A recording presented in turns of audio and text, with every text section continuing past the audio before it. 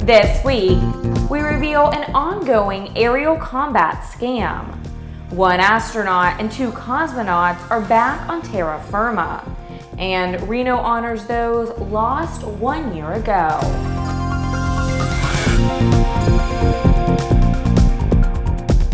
I'm Ashley Hale. Welcome to the Tuesday bi-weekly edition of Airborne here on Aero-TV. Well, with the help of aviation criminals Christy Graham, ANN has uncovered what appears to be an enormous and ongoing scam, offering aerial combat Top Gun type flight experiences to the public for highly discounted rates in the $300 to $400 price range. These offers are being promoted through a variety of daily deal marketing sites like Groupon, Living Social, Member Deals US, and even Amazon. These online adventures all lead eventually to the same website, Fighter Combat Adventures. The website offers 3 primary sites for the adventures, but research shows these sites are actually a restaurant, a parking lot, and the administration building on the John Wayne Airport. No one at any of these locations has acknowledged that they know anything about Fighter Combat Adventures. Further research indicates that much of the suspect company's website uses intellectual material stolen from legitimate air combat operations. In the end, our research and the evidence uncovered so far leads this operation to being the property of one of aviation's most profound conmen, David Riggs, who's known to have been involved in several other shady and possibly illegal deals. The real worry here is that this could be a money-for-nothing scam, with no intention and/or ability to deliver the experiences that so many people are spending hard-earned dollars for.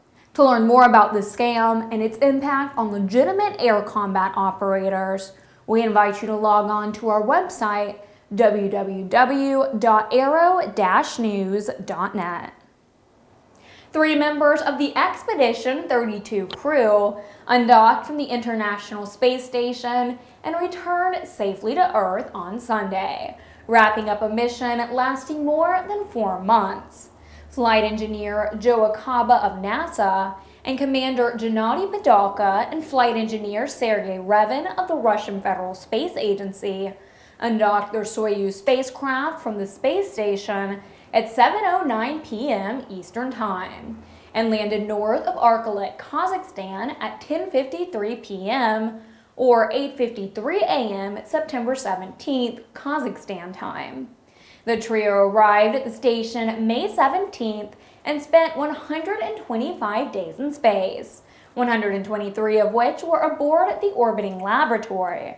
After the Soyuz spacecraft separated from the space station, NASA astronaut Sunita Williams took command of Expedition 33, along with crewmates Russian cosmonaut Yuri Malenchenko and Akihiko Hashida of the Japan Aerospace Exploration Agency.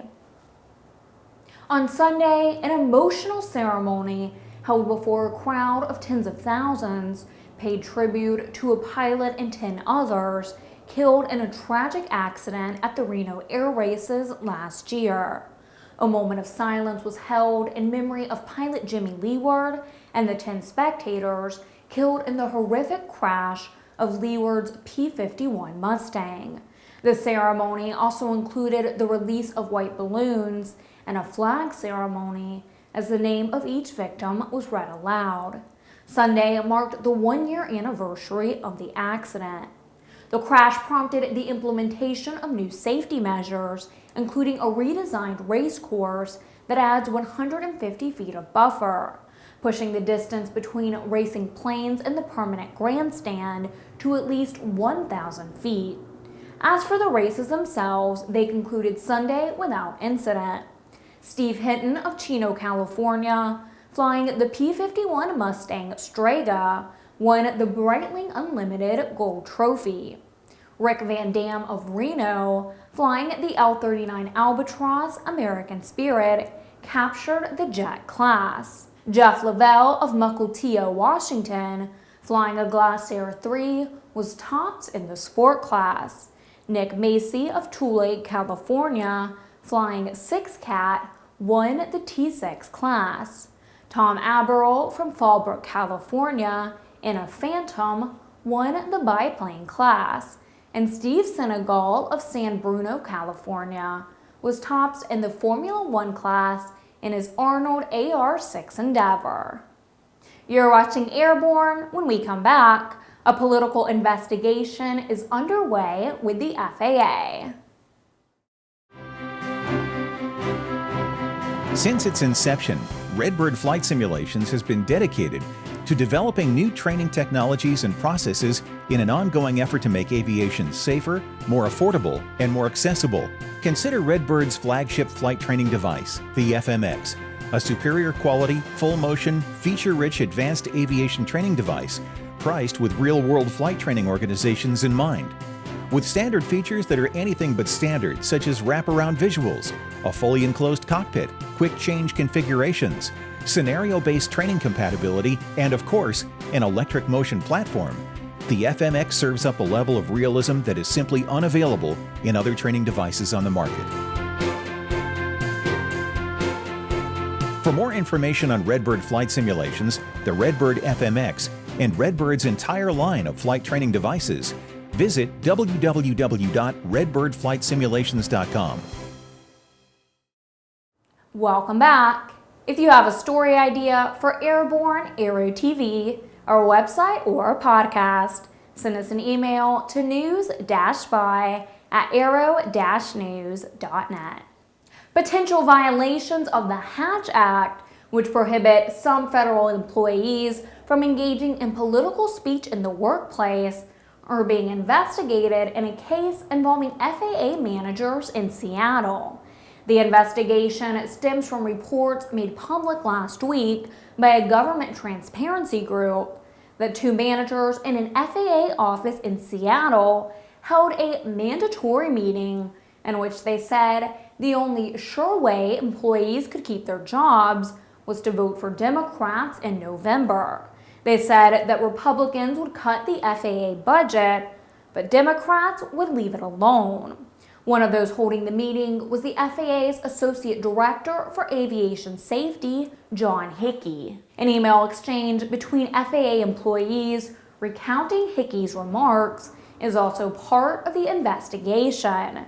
Acting FAA Administrator Michael Huerta said that the Office of Special Counsel has taken up the investigation, which he says is being taken extremely seriously. The FAA has announced the formation of a new Fuels Program Office. The office will be responsible for providing technical expertise and strategic direction in the planning, management, and coordination of activities related to aviation fuels. This is the next important step in establishing an unleaded AvGas transition program that will evaluate the viability of candidate fuels and generate the data needed for fleet-wide aircraft certification and development of a commercial fuel specification. The move was urged on by members of the General Aviation AvGas Coalition, including GAMA, NATA, NBAA, and others. The heads of these organizations issued the following statement.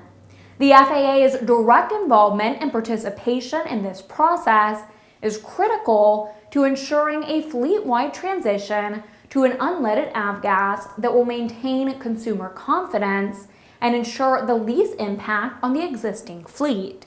The establishment of the new Fuels Program Office will ensure an efficient use of both government and industry resources and will provide a more comprehensive pathway and timeline to an unleaded fuel.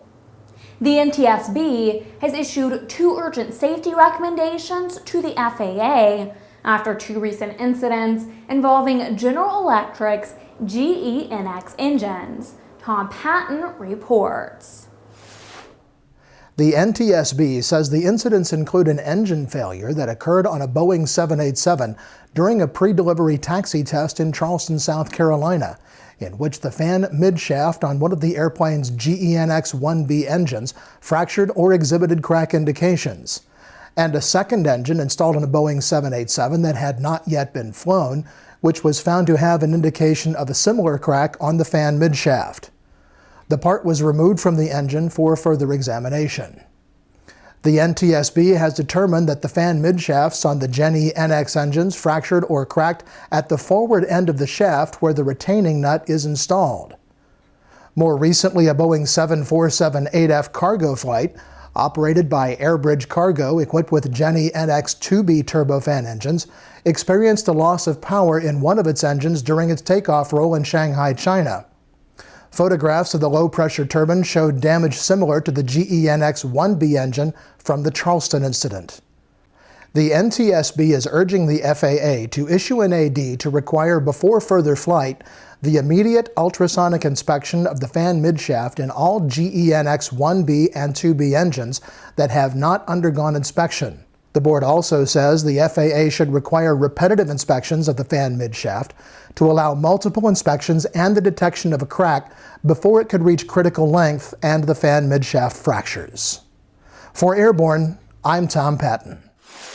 It's Tuesday and time for another installment of our favorite feature, our viewer-suggested Aero Video of the Week.